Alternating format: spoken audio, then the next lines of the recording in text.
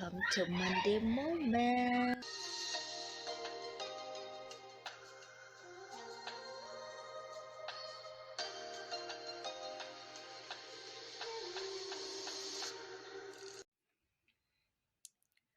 Hi guys.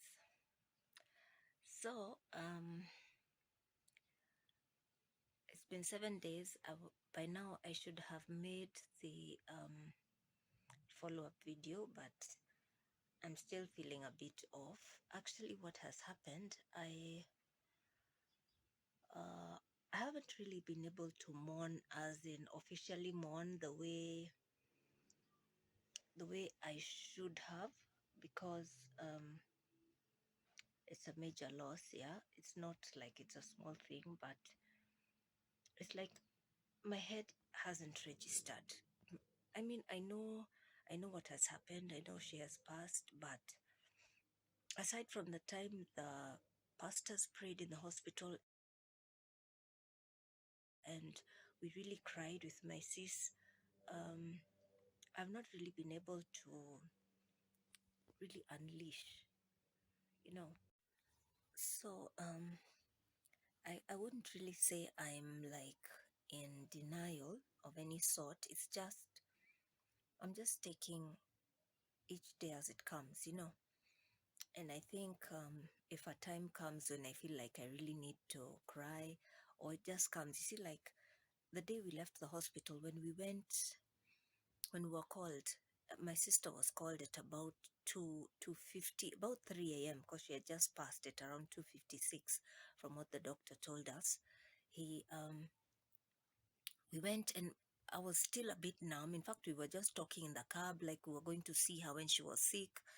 And we went, we saw the doctor, and he told us, and we kind of conversed. We asked him a few questions and all that. He was explaining to us how it went.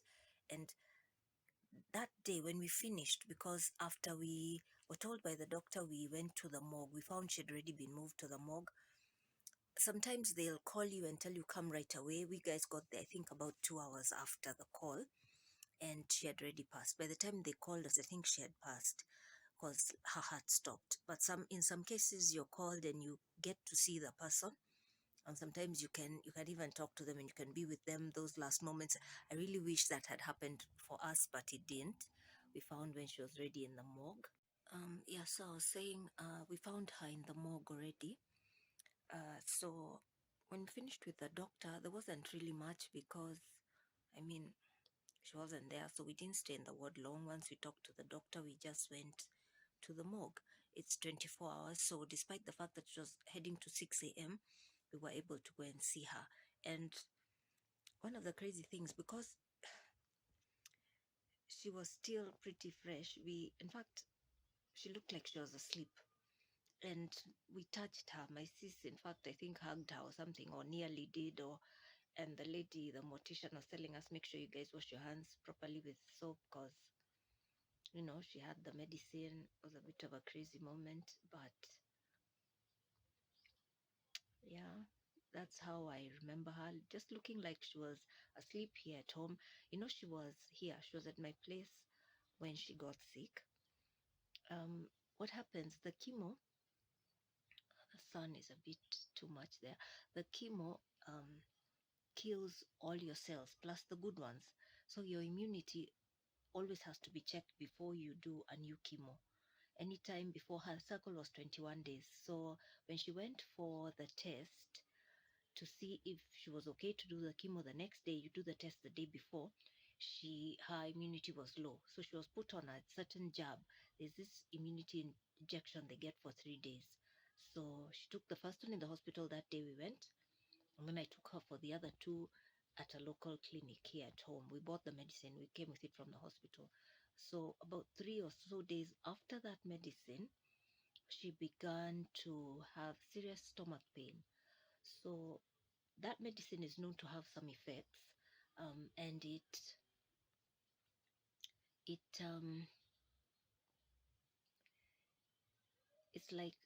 it's like the pain.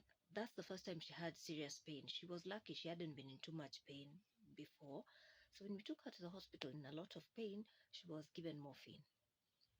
Now, the morphine was the beginning of all the craziness for her, because it's like she went into a slumber. It's like she was asleep from then on.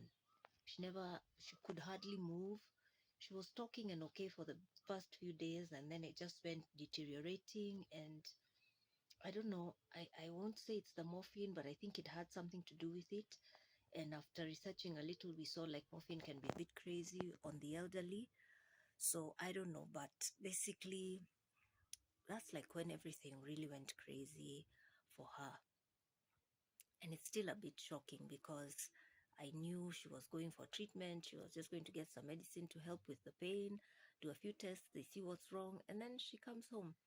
Even initially after her admission, I really, there was no indication that she was not going to come home, actually, so, honestly. Like for us, what we guys like, what I would advise a person who has someone elderly, um, be keen on what painkillers they get, because we've been told cancer is like one of the most painful illnesses you can go through.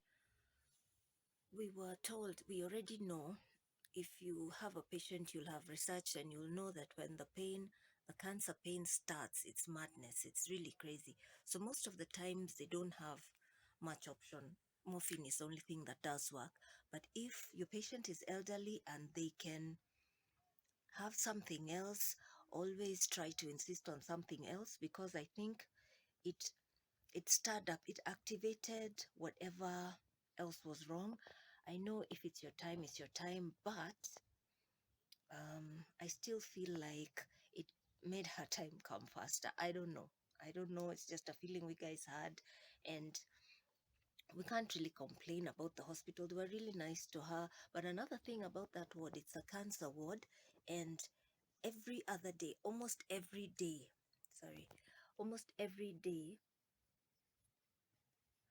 what happened in that ward, almost every day that we went to see mom while she was there for 2 weeks.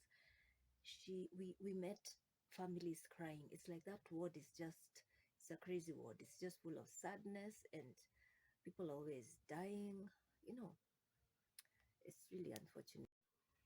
So, in retrospect, that's what I would tell someone.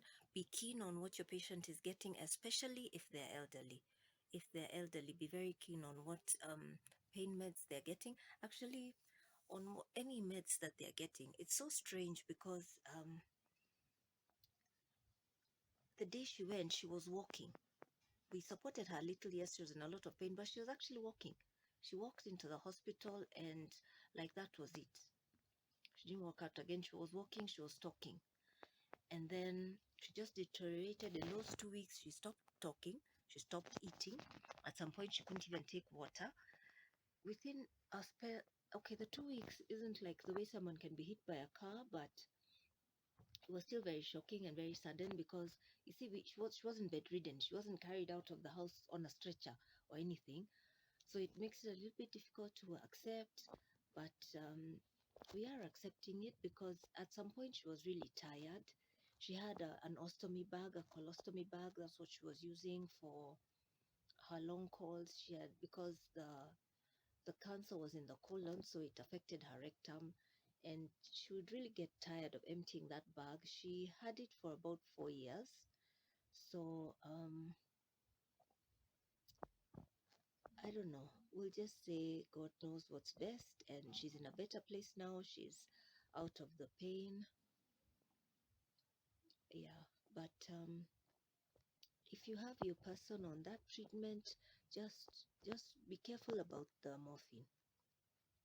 That's what I'll say. That's all I'll say right now. Just be keen. If your person is young, I think they have a better chance. But if you have an elderly person, and a lot of the cases I saw there were elderly, be keen, research and see if they can be given anything else, any alternative painkiller.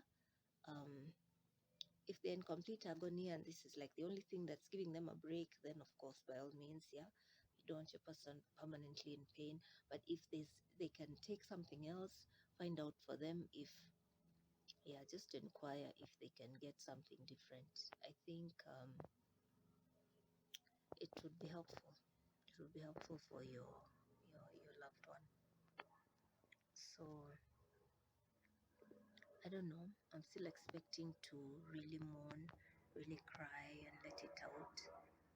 Whenever it comes, it comes. But I still can't deal with her room yet. Where she was sleeping, there's a lot of her stuff that's still in there untouched because I cannot arrange that room yet.